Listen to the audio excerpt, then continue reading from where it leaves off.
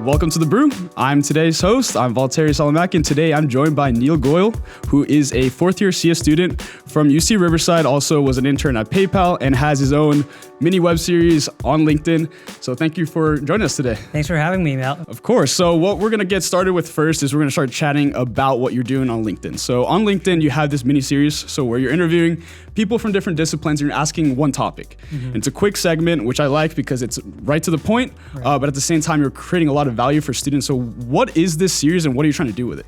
Right, yeah. So I host a weekly interview series where I ask, kind of distinguish UCR students and professors, cutting edge topics that Gen Z and millennials are talking about. So what I kind of cover is I cover different topics relating to technology. Right now is recruiting season, so I'm talking a lot about career fairs, how to build your resume, and then other topics include maybe talk about the environment or maybe mental health. So that's kind of how I've been going about this series. And you know, as I continue on, what I kind of hope for it to be is it's kind of like a hub for students to be like, you know, I'm just a new college student, or maybe I'm just fresh out of graduating, and this is a great hub for resources of students who've actually gone through these different topics or have some experience, and can kind of be a pathway for students to help other students as well. So, and it's also a great way to kind of shine a spotlight on some great UCR voices. Awesome. What has been one of the most interesting conversations you had with one of the people you've had on the show? Absolutely. That's a great question. I think I'll have to go back to my second episode. I think that was my favorite question when I just first started the series. And the question was, how do you break into tech with being a non-technical major? And I think that's... Who did you interview on that one? I interviewed a business student named Cindy Quach. Okay. And I think that the topic is really interesting because, as we look at companies like Google, Facebook, you know, you think of software engineers, or you think of technical consultants, but there's the whole other side of the coin where it's business students. There's humanities majors that can also break into technology, being a recruiter, being maybe on the procurement side, but not many people know how to get there. What's the steps to maybe talk to a recruiter, or how do you structure a resume that can really stand out amongst the candidates? So I think it was an interesting topic that we got to break down, and yeah, I think that was one of my most interesting conversations, both off camera and on camera. Awesome. Yeah, I think that is a very good topic to discuss because as a business student myself, a lot of students also ask me the same exact question of how do you get into a tech company? Right. Because I mean, a lot of the times they are still looking for technical people. I mean, a majority of the jobs out there on the market for those companies are going to be in a technical space. However, there is a huge need as well for business because, as we were discussing earlier in the car ride here, even if you have a great technical product or a great technical idea, you need people that are marketers, or you need people that can sell it. So you need salespeople, you need marketing people, you need people on the finance side to make sure that the long-term projects that everybody wants to develop in that company can be actually achieved. You need a lot of accountants. So there is a huge need for business students. And I think that's kind of what is skewed in today's world, is everybody expects you to be like this technology person. Right. Well, that's not really that necessary, I don't believe. It's not necessary. I mean, I think an aspect of it is understanding technology is great, and it definitely helps when you're working at a tech firm. But I think that,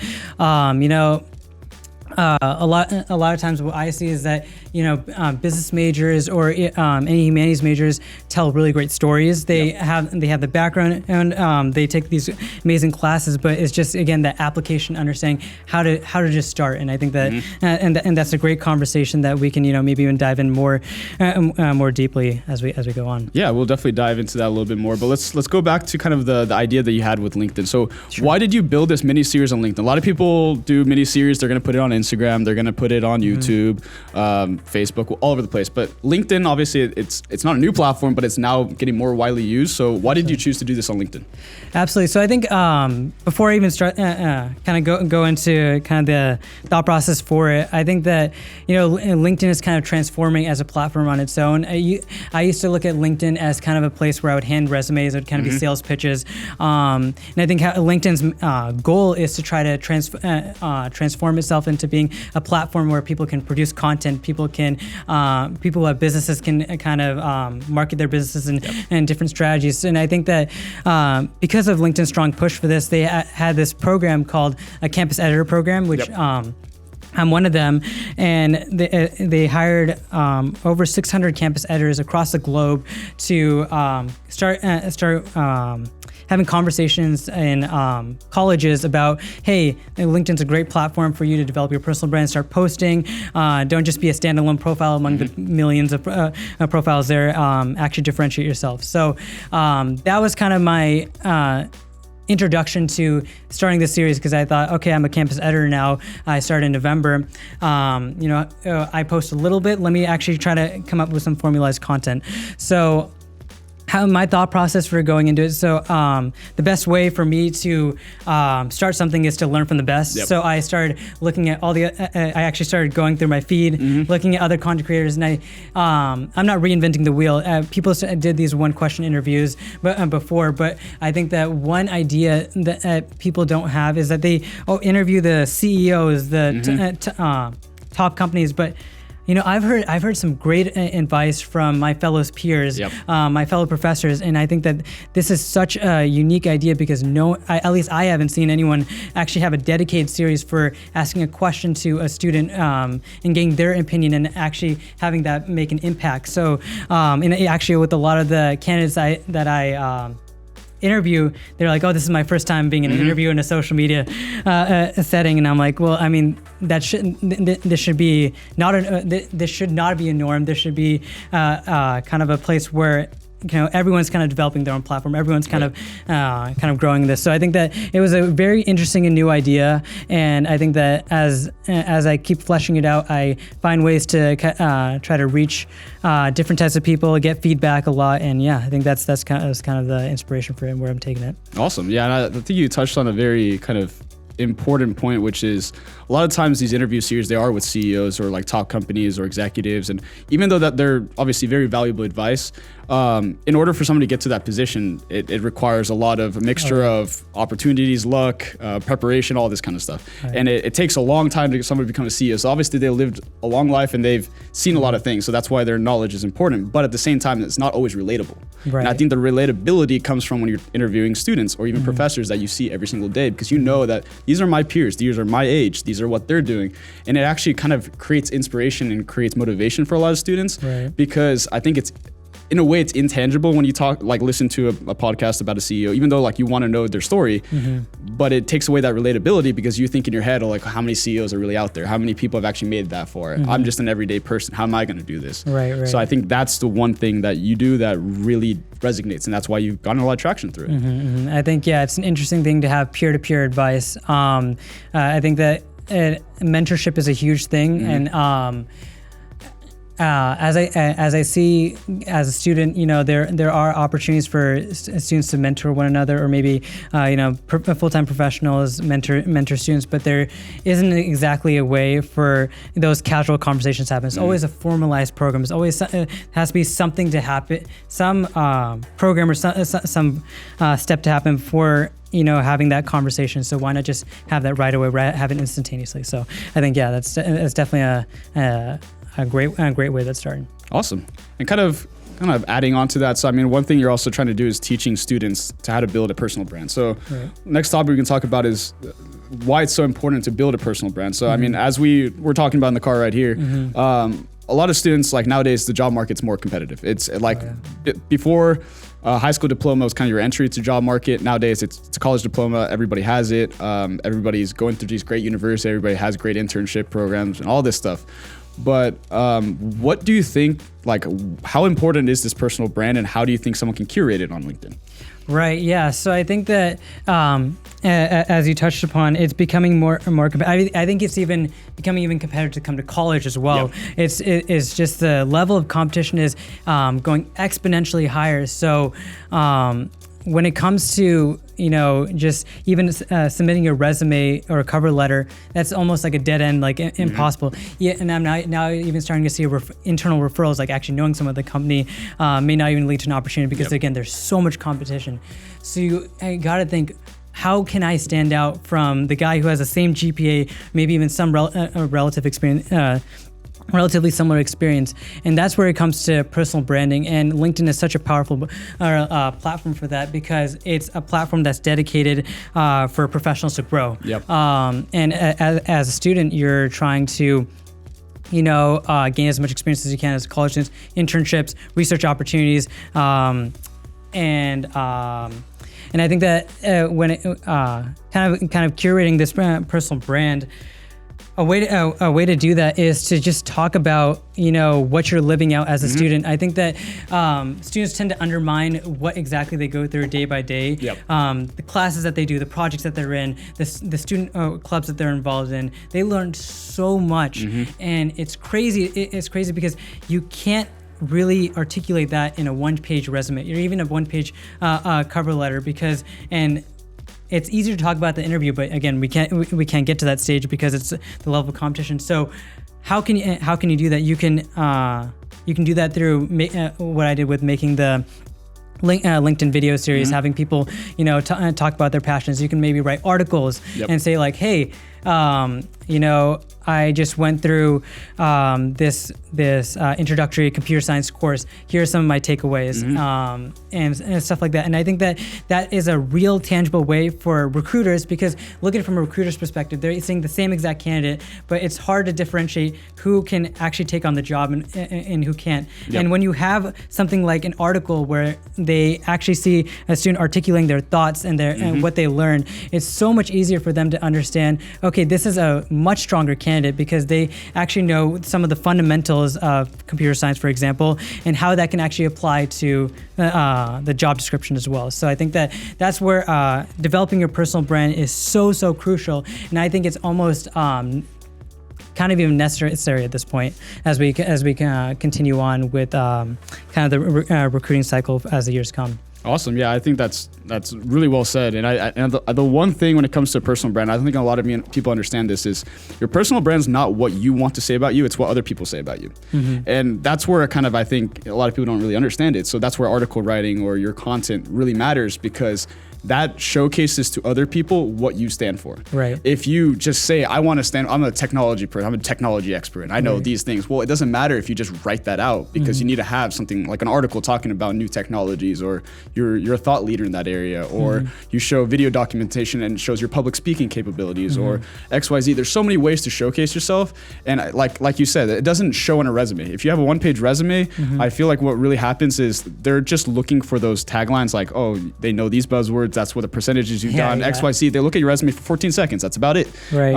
And the thing is that everyone has the kind of those buzzwords like artificial intelligence, data mining.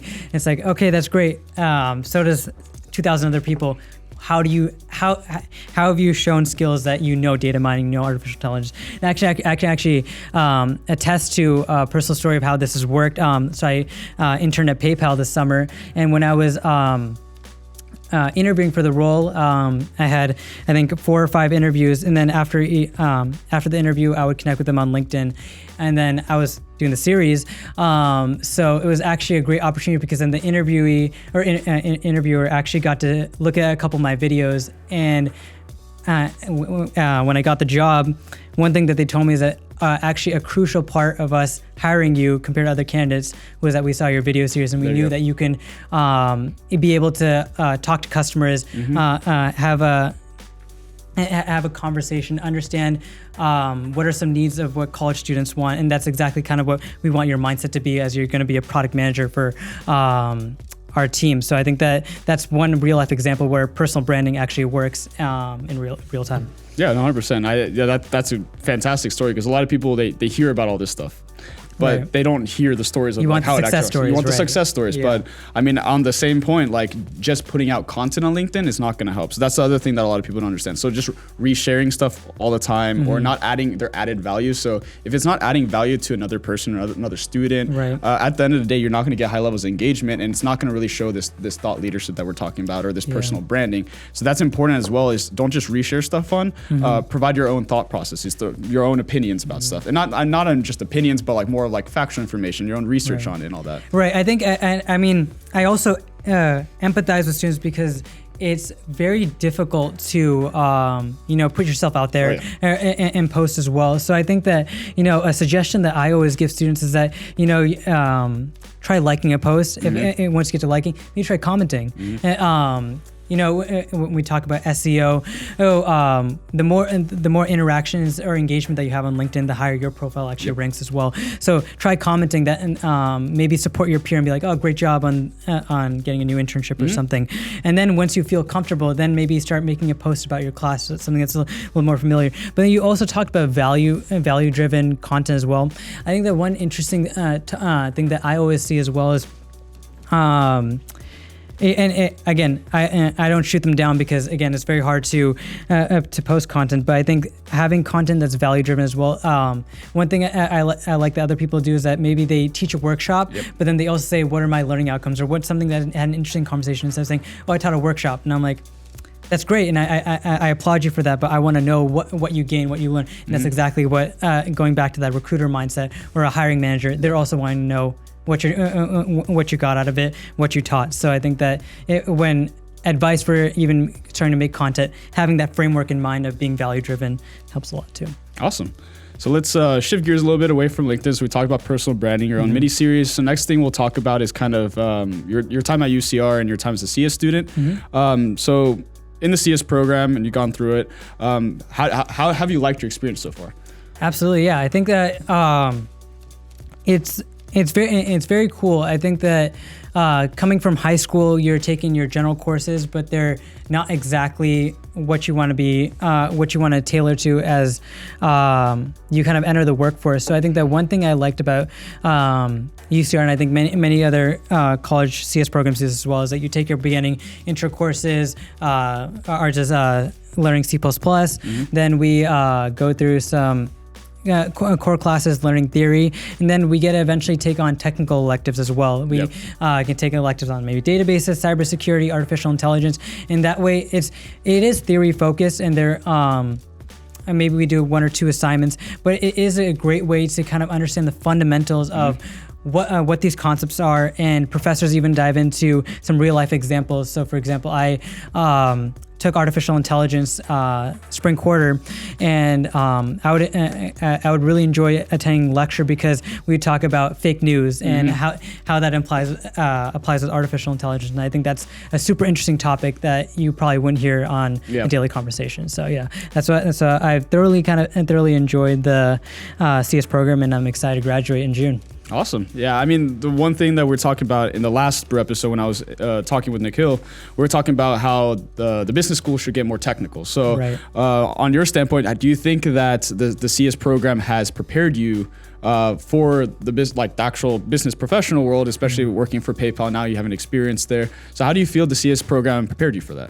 Right. Yeah. So I think that's an area where maybe there needs to be some growth, because I think the challenge that research universities have is that they are very theory focused, which is great. I mean, again, you learn the fundamental concepts, but I think we talked about this in the car right here, is a kind of being able to adapt to what's the now, what's happening in the industry, what are the skills that are required.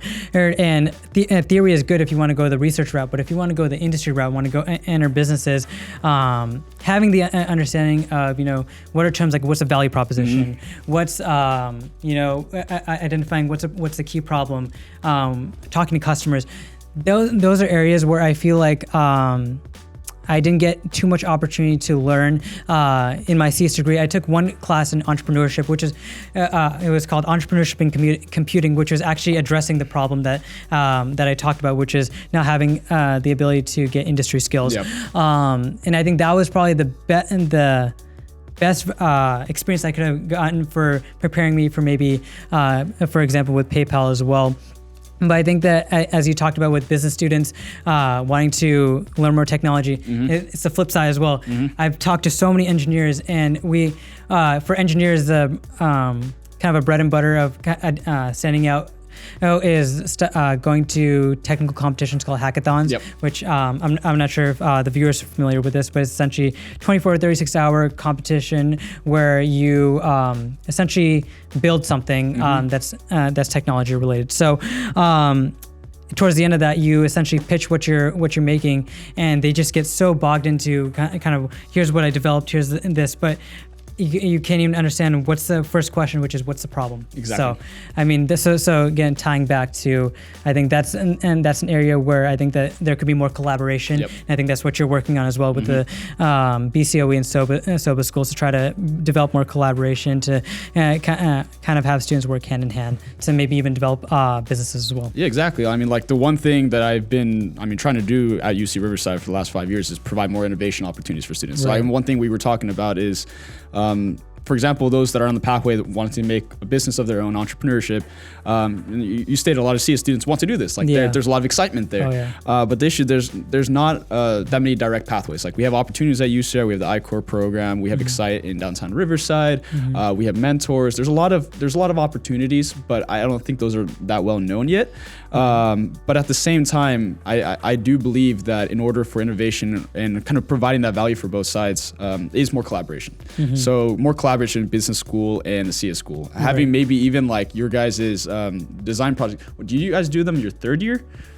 Like the design project? Yeah, not the design project, but you guys have like a like a senior design. Yeah. So we do that at, you can do it your junior year, but typically people do it in their senior year. Yeah. So, for example, even having more business students involved in that process, allowing you guys to learn more of the Lean Startup methodology, allowing it to curate according to your guys' needs. So you guys learn at the end of the day the value of the business side, but the business students learn about the technical side. Because as I brought up many times before, is business students generally don't understand technological things to the high level as they should. But nowadays, every business, every product, everything has something to do with technology. Oh yeah. And CS students, on the other hand, they might not understand the value proposition or what's the problem and how to provide an exact solution to a market need. But then business students don't understand what can be actually done with technology. So more collaboration, I really do think, would shift the dynamic at UCR between the different departments. So what do you think about that? Yeah, I agree. I think quick plug. Actually, a couple of videos ago, I talked about how every business essentially is a technology business. Your home is connected, your shoes are even connected, and there isn't a business that doesn't have technology in its core. So I think that what you're talking about is a great way to start in the foundational and the roots, which is college students, because it's inevitable the youth are going to be the one that's going to take over the workforce and change it. So how do we start it in the right way? And it starts with collaboration. I think that I took a business course, Business 103 at UCR, and over there it was expected. It was a marketing report, but it would have been helpful to understand. So I did a report on Amazon Echo Dot, and it would have been helpful to understand, kind of like the technology behind it. What's the point of having a voice AI? And on the flip side, I'm taking my senior design right now in databases, and we're asked to do a proposal, and we're asked to come up with a design document and come up with a couple presentations as we go along, and it's feasible to do, but I think that this is where I looked at a few other proposals, and engineers really struggle with the fact that how do you again identify what exactly is the market needing? Why is this product so relevant? Why is this product so relevant? What's the problem? So I think that if having those collaborations hand in hand, where maybe if like a SOBA student could say, hey, I'll come up with the proposal, I'll meet with engineers to come up with, okay, we can flesh out the requirements together, then understand the business value. So when you come up with a pitch, you can then engineers can focus on what they like, which is talking about the technical side, and business students can focus on what they like, which is talking about the business and value prop. But both sides know exactly what each side are talking about, rather than it being completely separate things. So I think that going on that can definitely be a strong change. And I think that you guys did do that last year, though, right? How did that go? So, what we do currently with the School of Business and BCOE partnership, the way that works is me and Professor Josso, Dr. Josso, what we do is we have the senior design projects from mostly biochemical engineering projects. And it's during winter quarter or spring quarter, really depends. We've done it kind of both of the quarters. But it's usually at the point where they are now like really coming up with the idea, but they need to figure out exactly the market need and how to really curate the branding of it and all that. So what the business students do is they help them develop an investor pitch deck that goes through those kinds of things. Like, what is your secret sauce? Like those key buzzwords that entrepreneurship expects you to know. It's like, what is that? What is your go-to-market strategy?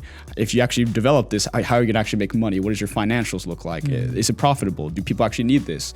And then also they develop a business plan. Generally, a business plan, obviously, in an entrepreneurial culture, you don't really need a business plan at the start. You need something called a business canvas model because it's a lean startup methodology. You're going to change your product very quickly. Absolutely. But you do need direction. So you need to at least have something on a paper that says, this is what I plan to do. This is my strategy. This is my financials. And that's what we really want to teach kind of the BCOE students as well as the School of Business students. But the School of Business students, what we really want for them is the opportunity to talk to engineers, because in the real world, when you work at a company, you're not just talking to business people. You're going to be talking to people in the CS department. You're going to be talking to people that are software engineers, product engineers, and not understand that collaboration of how to communicate is going to cause a lot of problems. Right. And that's where that disconnect happens. So we're trying to give students an understanding early on kind of how to consult in a way, in a very minor way of consulting, but at least understanding like what our market needs, how to grow it, and how can an engineering team actually develop this product or service. Like I said, I do want to kind of get this into the CS school, because I think if it was part of the CS department as well, that'd be awesome, because that's where a lot of software development happens.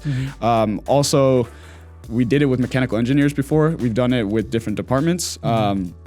But the other thing is more collaboration between not only that, but the professors. So right now, the biochemical engineers, they have a professor named Robert McKee. And he is an entrepreneur himself, and he's really providing more structure to the program.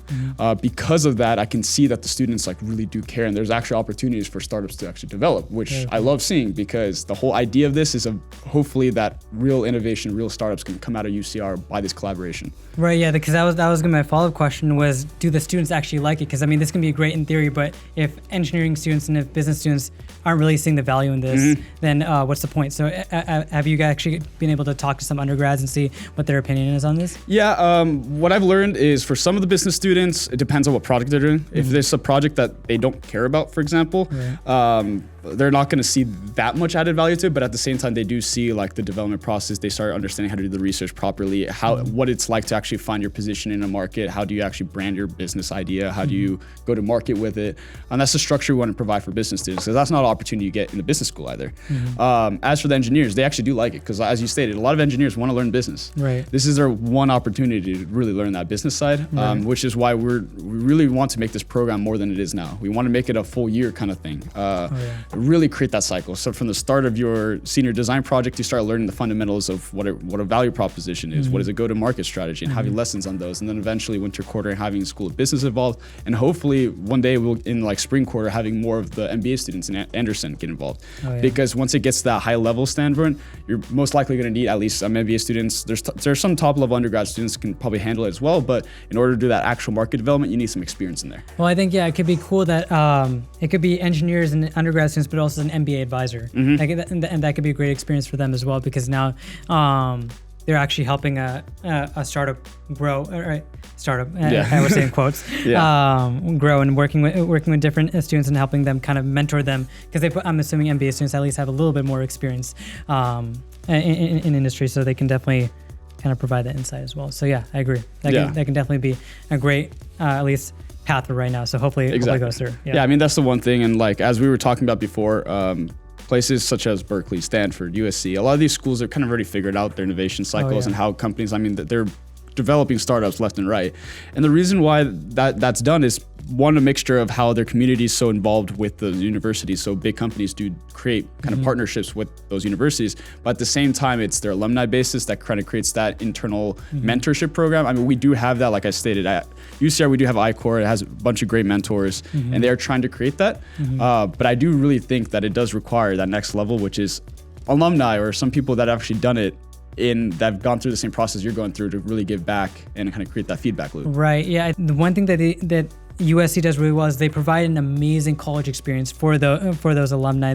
You mentioned these programs are already in state, but also just having opportunities for them to kind of grow as a student, having those real life applications, having even the relationships with faculty, administration, everything is just such a great experience that they're like, you know what, I had such an amazing time. I'm willing to donate money and I'm willing to donate my time and my expertise so that the next generation of students had the same opportunities I had or even better. So I mean, it even goes even more ground level and foundational that even at the fact that administration level has to have such a great relationship with students and stuff like that. So I think that it's a long project and there's a lot of steps that go along with it. But I think that UCR can become a really great force maybe in the next 10, 15 years. I honestly think it would be even faster because there's a lot of innovation that's happening internally within Riverside, and they're doing a huge push when it comes to UCR as well. And they're trying to, like, for example, they connected like Blackstone, so they're trying to get like all these like high level investors, VCs. They're trying to get more, because the one thing I think that lacks at UCR is the funding side. In order for innovation to really spur into something big, you need capital to push those innovations forward. Like an idea is an idea until you get funding and actually start building it out and kind of pilot test and really doing that. So, I mean, UCR, I do see there's a huge opportunity. I mean, we're literally in the perfect area. Like the cost of living here is a lot lower than obviously in the Bay Area, in LA, all over California. There's real estate that you can get pretty much anywhere. There's very talented individuals at UC Riverside. Like there's a really, really good place to develop startups and create that culture. But it's that culture shift that we're talking about here that it's so tricky because it has to start from the roots and then it has to build up and create opportunities from everybody from day one all the way through. Right. So. Yeah, and I think that comes with a lot of conversations and discussions because you can't just have some people be on board, like a professor and a student. You have to have like everyone be on board and everyone trying to driving towards this vision because again, roots comes with everyone being involved. So yeah, 100%. So the last topic we'll talk about is kind of how technology is transforming everything. So we were talking about, for example, what it's like to actually get a job at like a technology firm, when, especially like we're a non-targeted university, how do you get a job there in a non-technical field? But the other side is just how the world has shifted all to technology and what does that really mean for individuals and society. So we both worked at tech companies. We kind of see how technology is shifting. So what is your viewpoint overall on how fast technology is shifting based off the perception of technology shifting? So an example of that is, for example, AI is a hot topic that we discussed many times, but AI has existed technically since the 90s. Like the idea, the philosophy behind it, it's just the infrastructure wasn't there. So what do you think about the way that people hear it on the media compared to the reality of this technology being developed? Well, I think it's interesting. You talked about AI. I honestly feel like the rate at which technology has grown. I mean, the fact that we have an entire computer in our hands, that is only within the maybe the last 15 years, right? Yeah. So I think that technology is only going to come as a boom and it's going to only become more and more complex. So the idea of AI, the most popular thing that you see on the news is self-driving cars, right? So people's perception of it is that, you'll be able to go place to place. You won't even need to be in the driver's seat, and kind of it'll shift to a lot of services like Uber, Lyft, or even Waymo will start to emerge from this and kind of go towards this platform. But I think what tends to that people tend to not see is, again, all the complexities, all the edge cases, all the things that go into this. For example, the first thing I can think off the top of my head is like you want to have a self-driving car in maybe New York City, and the self-driving car will compute. Okay, I see a person and you stop for them. In New York City, everyone just crosses the road, whether it's a red or green light. So how do you have it where it's smart enough to understand the capabilities of a human and also apply it within technology? So I think that it kind of tying back to the answer that technology can reach there, and I do think that maybe within the next 15, 20 years we will start to see that. But I think that people's perceptions, that'll be a lot quicker than it is, and that's through the vamp up of social media or maybe even entertainment and movies as well. But I do think we'll get there, just not as quick as people think. And I think the one thing that allows technology to become that powerful and actually develop those things that people are hearing on the news all the time is the infrastructure, as it brought up. So as we head towards 5G, as we head towards all these new technologies and everything, the infrastructure is slowly becoming in pace. So as you just talked about, like technology kind of just goes in these boom cycles. Like it's just like new innovation comes out, new innovation comes out.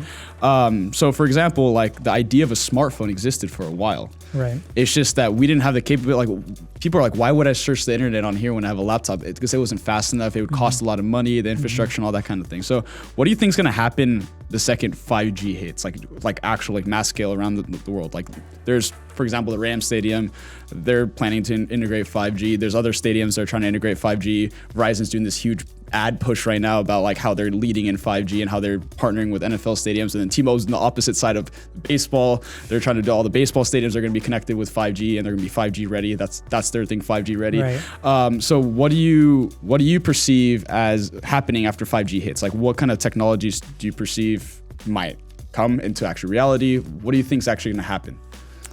Right. Yeah, that's a great question. I think that, you know, as 5G hits, I think that we're already, you know, connected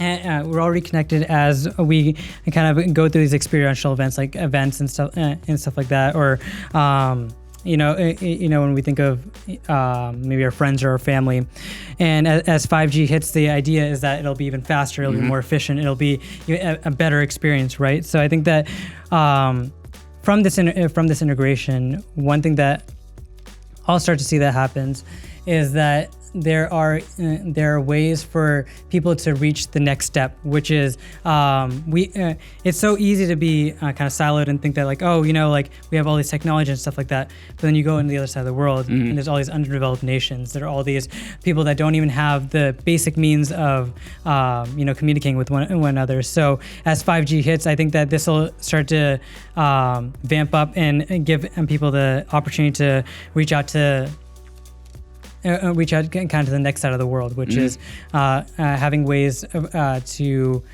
communicate with them, being able to engage with them, and also you know, have opportunities for them to kind of have the same lifestyle that we live in our kind of first world nation. So I think that's kind of the wave I'm thinking of, is reaching those underdeveloped nations. Nice. Do you think, to kind of tie on to that, I've read a lot of interesting articles, for example, about Africa, about India, and about how once 5G hits, that their economy is actually going to like just skyrocket because of the fact that they're actually skipping over these generations of infrastructure, and they're going straight into something that pushes out gigabytes per second. Like I don't think a lot of people comprehend the speed that 5G is going to create. So for example, a lot of people might have 100 megabytes per second right now in their house, and you can stream stuff pretty easily, but at like gigabytes per second, you can have VR worlds that are just streaming perfectly. Right. And AR and technologies and all these new technologies. What do you think is actually going to happen to developing countries, India, Africa, that are growing at a fast pace right now already? What do you think that 5G might happen? Like, what is it going to do?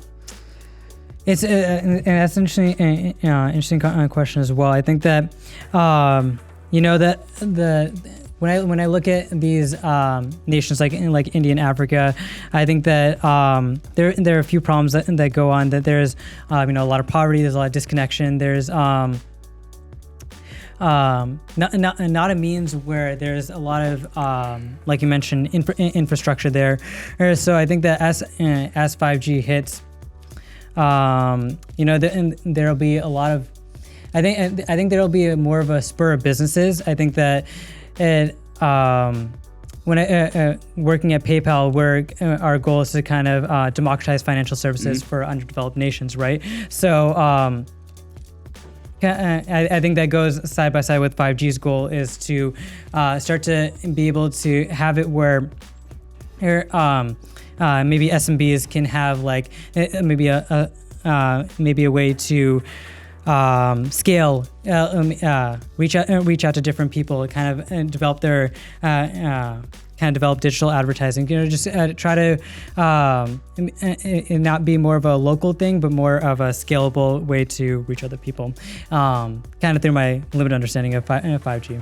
Yeah, no, definitely. I mean, it's just an interesting conversation to have, and I love talking to people that are more technical about it, because 5G in its space it's very unique. It's every G that goes up, it drastically changes the way, like I'm thinking about technology infrastructure, allows for new capabilities. So looking at, for example, India, looking at places such as Africa, like for example, Nigeria is growing very, very quickly as a country. And with these infrastructures, as you brought up, like small businesses actually now have the opportunity of infrastructure to create like massive e-commerce businesses or massive infrastructure changes. Obviously, you still need your infrastructure within the country, so you need your transportation systems, your railways, your airports. But at least on a technology standpoint, now you can do business with anybody around the world in real time and scale just massively. So, because I read a really interesting article about how in the last, I think it's the last decade, there's been more billionaires created than like the previous like century because of like technology shifts, e-commerce, all that. So we'll see what's going to happen once 5G hits. Right. Absolutely. I agree. So to kind of just close out this conversation, I always love to hear kind of advice to students, to entrepreneurs, to thought leaders, to even business professionals out there. So what would be your kind of final words of advice to UCR students or people looking for jobs? I think that the best way I look at it is I'll talk to different types of people. I'll talk to people who are kind of just starting out. I think that the best way to understand how to kind of grasp a job or reach out to different companies or recruiters is to first be in the position where you're kind of a sponge. Learn as much as you can. Start to understand what exactly is happening in the industry. Where's the market going to? What exactly is a job? What skills are needed? Start to ask questions that maybe you're thinking of and get the answers to them through Google, through reaching out to different people. And kind of once you're at the stage where you've kind of understood how to interact with these people, then I think that the main thing is to just have consistency. I think a lot of you can even, and this goes to entrepreneurs, this goes to job seekers, this goes to anyone.